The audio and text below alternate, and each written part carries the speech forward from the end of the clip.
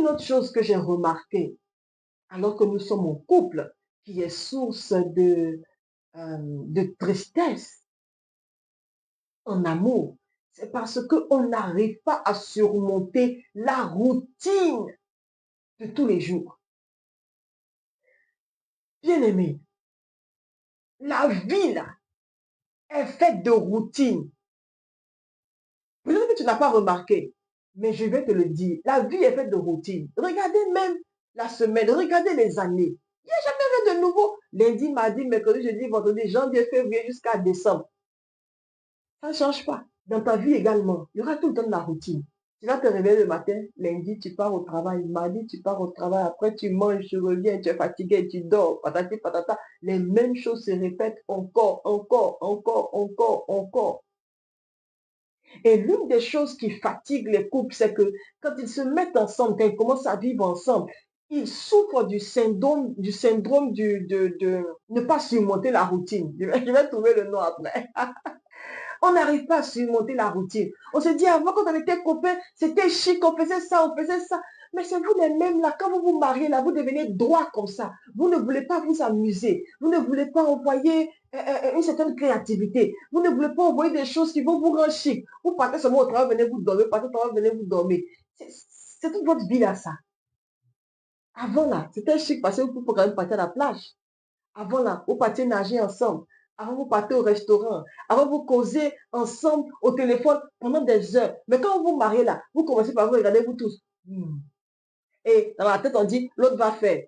L'autre aussi est couché là-bas, il dit, elle va faire. Et personne ne fait. Vous ne faites rien ensemble. Vous dormez le matin, quand vous réveillez, chacun part de son côté. Vous ne communiquez pas toute la journée. Et quand vous revenez le soir là, vous êtes fatigué. Au fur et à mesure que vous vous comportez comme ça, vous devenez des étrangers vivant sous le même toit. Hello! Est-ce que je parle à des gens? Si vous me suivez, je suis Marie Esther Faveur. Avant, c'était mon époux, maintenant, j'ai changé en faveur parce que je veux la faveur de Dieu sur ma vie. Donc, Maria Esther Favor en anglais. Et puis, nous sommes en train de parler de pourquoi est-ce que les gens sont malheureux en amour. Ma prière, c'est que tu puisses voir un peu ta fourchette et chercher à corriger. Si tu veux parler avec moi, inbox, tu peux le faire en envoyant un message sur l'email adresse qui s'affiche là maintenant et je me ferai un plaisir de te répondre toi spécialement. Si tu as besoin de conseils, tout simplement envoie un message et puis je prendrai le temps de pouvoir te conseiller. Mais dans tous les cas, prends le temps de pouvoir souscrire parce que Dieu est en train de faire quelque chose. Une personne à la fois est en train d'être touchée, est en train d'être restaurée. Un couple à la fois est en train d'être restauré parce que le désir de notre cœur à l'école du mariage divin, c'est de pouvoir permettre au couple d'être restauré, prévenir avant de guérir. Une autre chose qui fait que nous sommes malheureux en amour, c'est que quand nous observons, une fois qu'on est marié, on se sent automatiquement piégé. Je te pose la question, pourquoi est-ce que tu te sens piégé? Qu'est-ce qui fait que tu te sens piégé? C'est comme si on nous mettait automatiquement dans une, pas pour tout le monde, pour quelques personnes, dans une moule, mais dans un moule, ok, attends, je vois, c'est un moule. Et puis, c'est comme si on n'arrive pas à en sortir. Mais la vérité, c'est que c'est une impression, mais ce n'est pas la réalité. L'impression que tu as n'est pas du tout la réalité. Et il est primordial pour toi de prendre le temps de savoir pourquoi est-ce que tu t'es marié. Deuxième chose, réfléchis à pourquoi est-ce que je me sens piégé. C'est toi qui l'as choisi. Pourquoi est-ce que tu te sens piégé? Dieu ne vous met pas ensemble pour que tu te sentes piégé.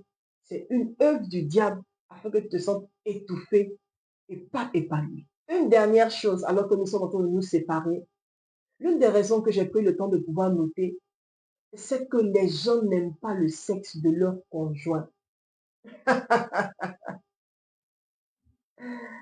Je parlais de façon profonde avec quelqu'un il n'y a pas longtemps.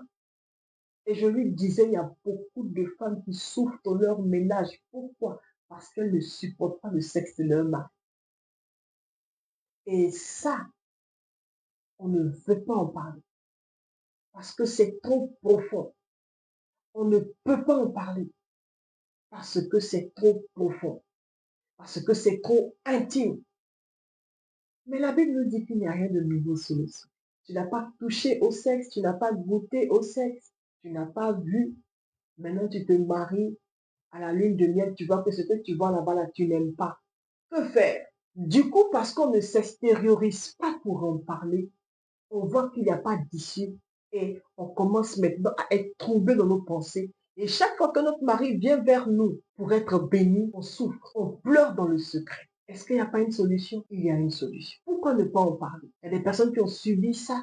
Il y a des personnes qui sont passées par là et Dieu leur a accordé la sagesse de savoir quoi faire. Je me rappelle de l'histoire de cette dame-là qui avait une certaine vie et elle était pressée de se marier. Mais elle voyait que son fiancé ne faisait pas de mouvement, il ne venait pas vers elle, pas de câlin, pas d'attouchement, pas de... En tout cas, le monsieur était trop froid dans son coin. Et puis elle s'est dit que, hey, il faut que je voie ce que je dois aller voir avant de me marier. Là. Il faut que je sois convaincue. Parce que moi, là, les choses en taille crayon, là, je ne suis pas dedans.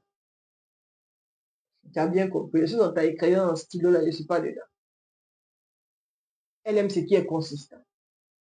Et puis, elle s'est dit, bon, je vais tout faire pour le séduire, me pouvoir toucher, me pouvoir un peu commencer.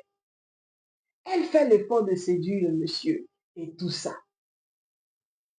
Le monsieur était assis. Elle touche, elle voit que c'est un truc, on dirait un pouce.